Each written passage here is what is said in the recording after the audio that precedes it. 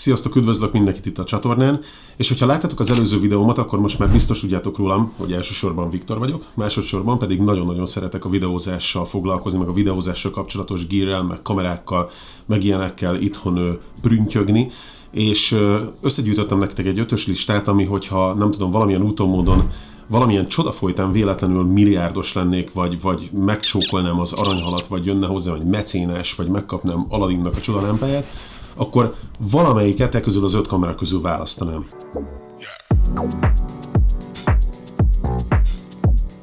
Megpróbáltam őket sorba rakni, de igazából nem is annyira fontos a sorrend, mert mindegyik kamerát nagyon-nagyon szeretem, de vannak bizonyos pontok, amik miatt valamelyiket talán jobban választanám, mint a másikat, és azért természetesen annak ellenére, hogy úgy kezdtem, hogy ha a pénz nem számítana, minden esetre azért az árat is bele fogom venni így a úgymond kalkulációba ebben a sorrendben. Úgyhogy lássuk is, hogy mi az első kamera, amit nagyon-nagyon-nagyon szívesen látnék itt mondjuk így magam előtt. Ez pedig a Sony A7 IV, azaz a Sony A7-4-es, nem tudom pontosan, hogy mondják magyarul, ugyanis magyarul soha nem szoktam ezekről beszélni, amint ezt már az előző videóban is kitaglaltam, hogyha nem láttatok, egyébként nézzetek rá arra is, hogyha véget ért ez a videó. De a lényeg az, hogy ez amit látjátok a képernyőn, ez a Sony-nak nem is tudom, egy ilyen viszonylag régebbi hibrid kamerája. Mi az, ami nagyon-nagyon tetszik benne nekem? Az, hogy ez a kamera, ez mindenre jó. Tehát fotókat csinálni, videókat csinálni nagyon-nagyon magas minőségben, mivel hogy Sony, ezért az autofókusza mondhatjuk, hogy a legjobb a piacon, nagyon-nagyon sok objektív kapható hozzá, és tényleg igazából minden livestreamre lehet használni, nem annyira gigantikus nagyméretű, úgyhogy még vlogoláshoz is lehet hurcibálni. A menürendszere is most már meglehetősen jó, szóval tulajdonképpen tényleg ez a kamera, ez az A7 Mark IV, vagy nem tudom, hogy mondják magyarul, ez egy szuper tökéletes kamera.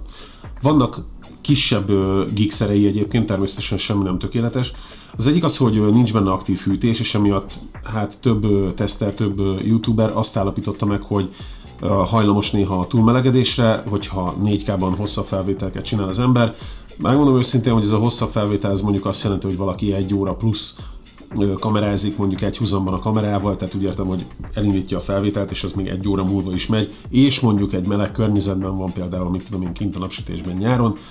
Azt hiszem, hogy engem ez a veszély különösképpen nem fenyegetne, de minden esetre érdemes megemlíteni. Továbbá, amint mondtam, hogy lehet vele vlogolni, meg jó vele mozogni, meg hurcibálni, azért azt hozzá kell tenni, hogy a többi kamerához képest, amit majd itt fogok mondani, ahhoz képest egy kicsit kisebb, de minden esetre azért nem túl picin darab ez sem, úgyhogy ezért az ember el tud fáradni. Mondjuk én, amint látjátok, nem vagyok egy kisebb darab ember, de ettől függetlenül tényleg, hogyha az embernek mondjuk ki kellene tartani, vagy nem tudom, olyan pozitúrában kell felvételket csinálni vele, akkor lehet, hogy tényleg az ember elfárad egy idő után, mert azért nem egy pici darab, plusz hogyha még ugye az objektív is egy ilyen masszívabb darab.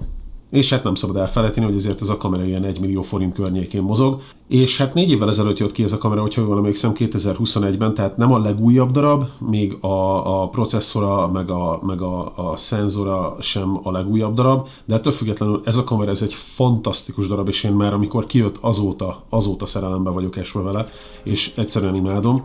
Úgyhogy ez, hogyha valaki esetleg van neki otthon elfekvőben egy ilyen, akkor nyugodtan mondom a címet, és akkor lehet küldeni.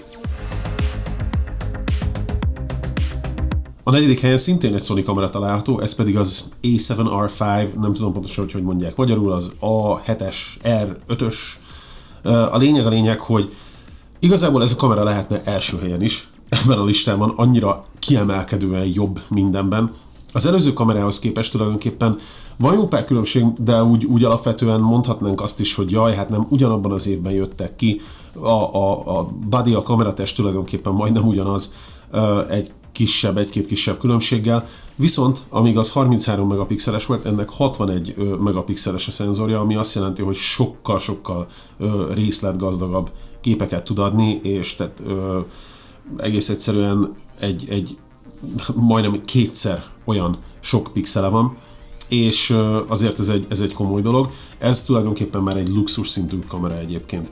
Ez az árában is megmutatkozik, ez ilyen 1.700.000-1.800.000 forinttól kezdődik tulajdonképpen, tehát azt mondhatni, hogy Hát, majdhogy nem kétszerese az előző kamerának, amit mondtam. Ugyanaz az objektív mount van, tehát igazából ugyanazokat az objektíveket lehet rá használni. A Sony-nak ugye se szeri, se száma, továbbá az ilyen objektívgyártó cégek, mint például a Sigma, a Tamron, meg akármi, ontják a Sony E-mount objektíveket, tehát ebben sincsen hiány ehhez a kamerához. Ami nagy különbség az előzőhöz képest, és tulajdonképpen ez adja az árkülönbséget, az az, hogy ennek már az AI autofókusz rendszere annyira fejlett, hogy már mit tudom én, a bogarakat, a madárszemet, a nem tudom, mindent be tud követni, és annyira követi, hogy tulajdonképpen soha nem esik le róla az autofókusz. Valamint ami még a szenzoron kívül pedig a kijelzője hátul az nem csak kinyílik és megfordul, meg ilyesmi, hanem így fel lehet dönteni, meg mindenféle irányba lehet dönteni. Úgyhogy azt gondolom, hogy amíg az A7 IV, tehát az előző kamera, az inkább ilyen, tényleg próbálta balanszba hozni a videózás és a fotózást, ez a kamera az inkább elcsúszik a fotózás felé, de valami eszméletlen minőséget tud kihozni kamerázásra, tehát például 8K videót tud felvenni, meg ilyenek. Szóval eszméletlen. Megmondom őszintén, hogy ez a kamera egy teljes overkill lenne mondjuk egy ilyen csatornához, mint az enyém például, de hogyha például rávenném magamat végre egyszer, hogy elmenjek természetfotózni, természetvideózni, vagy állatfotózni, vagy ilyesmi, akkor azért eléggé jó dolgokat lehetne ebből kihozni, és tulajdonképpen ezt már profi munkákhoz is lehetne használni, tehát teszem azt esküvőkhöz, babafotózáshoz, babavideózáshoz, mindenhez szinte, amit el tudtok képzelni, leszámítva nyilván a televíziózást.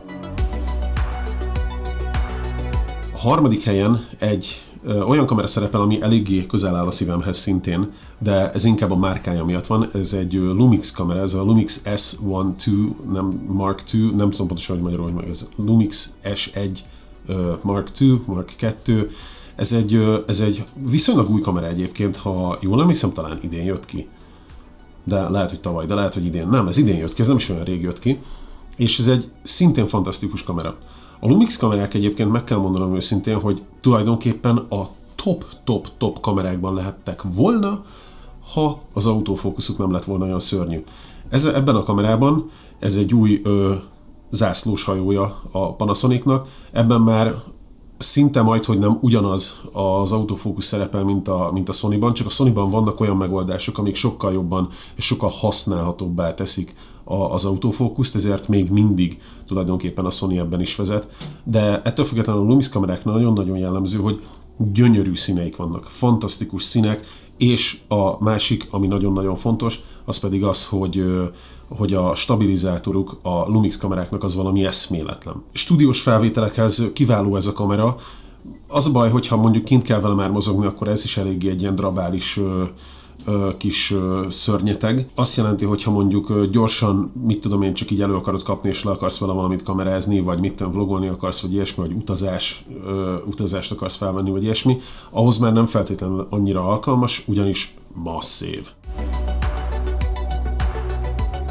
Ezt a méretet, meg ezt a tömböt meg tudja oldani a második helyen levő kamerám, ami pedig szintén egy Sony. Ez a Sony, hát nem tudom, A6700, nem tudom, hogy pontosan így mondják-e magyarul. Ennek egy nagyon fontos jellemzője, több fontos oka van, hogy ez a második helyen végzett. Az egyik a mérete. Az, hogy ez tényleg egy eléggé kompakt kamera, a másik pedig az, hogy ez 600 000 forintba kerül ez a kamera körülbelül otthon. Az előző kameránál nem mondtam el az árat, az körülbelül ilyen 1.300.000 forint között mozog, tehát az 5. és a 4. helyen szereplő kamerának körülbelül így a közepe felé.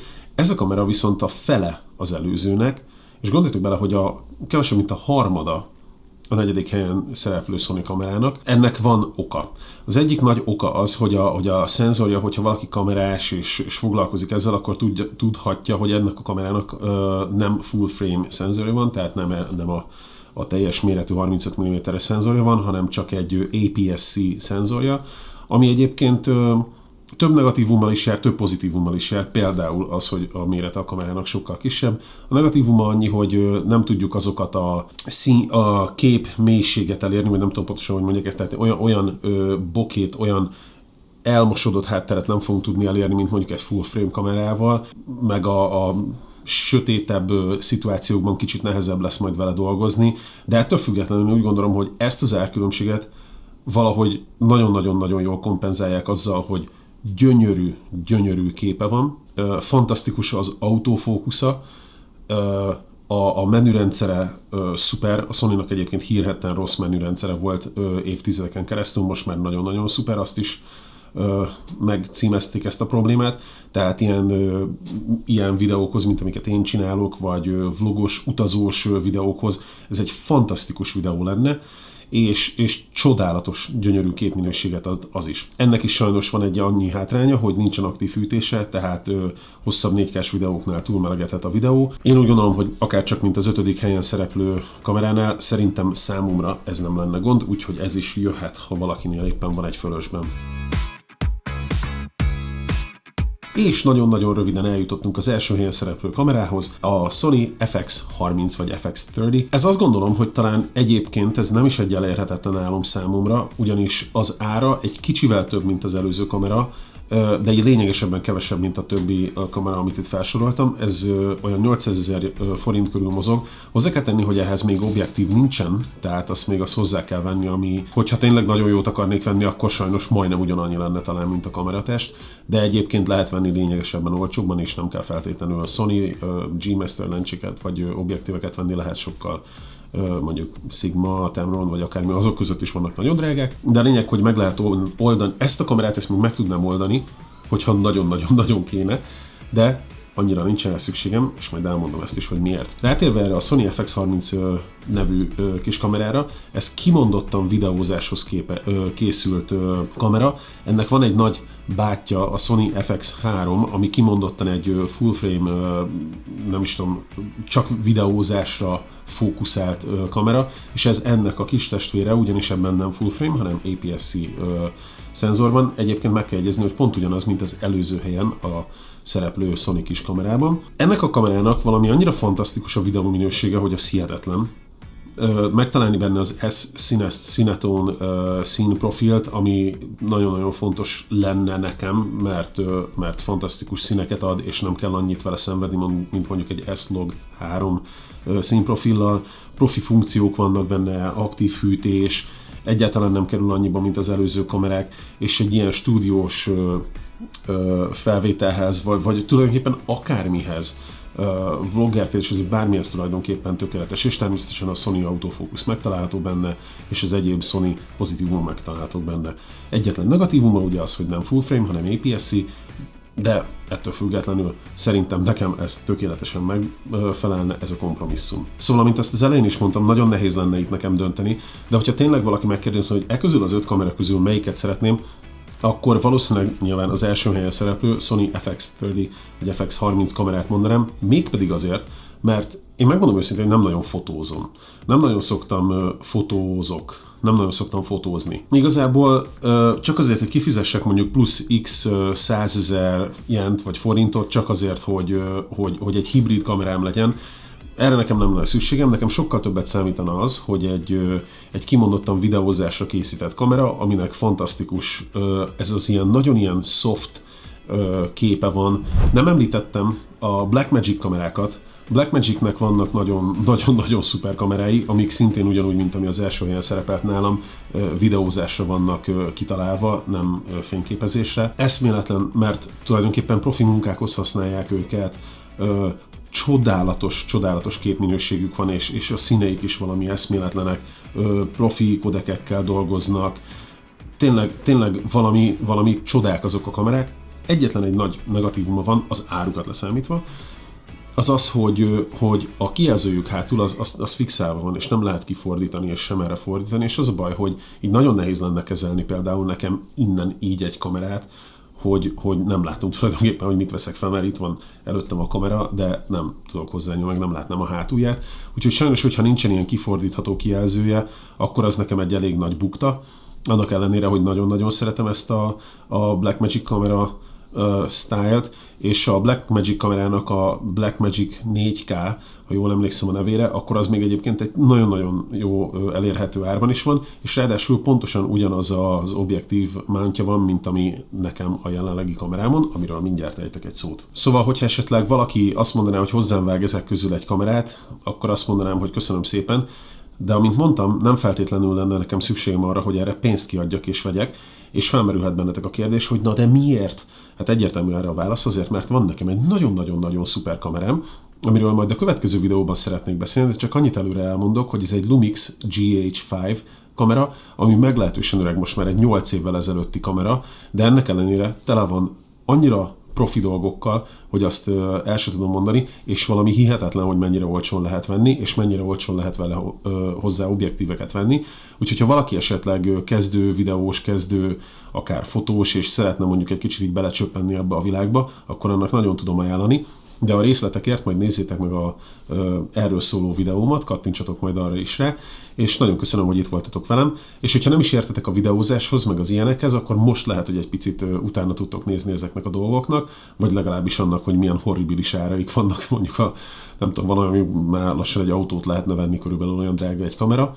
Hogyha pedig értetek hozzá, akkor próbáljátok meg adni ehhez a listához, vagy elvenni ebből a listából, mi az, ami szerintetek jobb lenne, rosszabb lenne, vagy rosszabb és jobb lenne helyette egy másik. Adjatok hozzá, amint megfigyeltétek egyébként, tényleg csak Sony és Lumix volt ezen a listán, és nagy rész Sony. Hogyha úgy gondoljátok, hogy például a Canon is ad ki jobbat, Fuji, vagy nem tudom, akármelyik másik. Én megmondom őszintén, hogy sem Nikon, sem Fuji, sem Canon párti különösképpen nem vagyok. Én nagyon-nagyon szeretnék egyszer majd egy szuper Sony kamerát az életemben, de a Lumixokat pedig szívből szeretem. Úgyhogy ez a két, tulajdonképpen ez a két márka, ami megfordulhat, valamint a Blackmagic, azt mondtam. Köszönöm szépen, hogy velem voltatok, megnéztétek ezt a kis videómat, és mindenkit szeretettel várok a további videóban is. Szevasztok, bye!